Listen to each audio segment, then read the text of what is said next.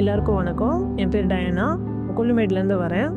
நான் ஃபஸ்ட்டு வந்து இங்கே இது நம்ம அப்படின்ற நிறுவனம் வந்து மகளிர் குழு மீட்டிங் ஒன்று நடத்துனாங்க.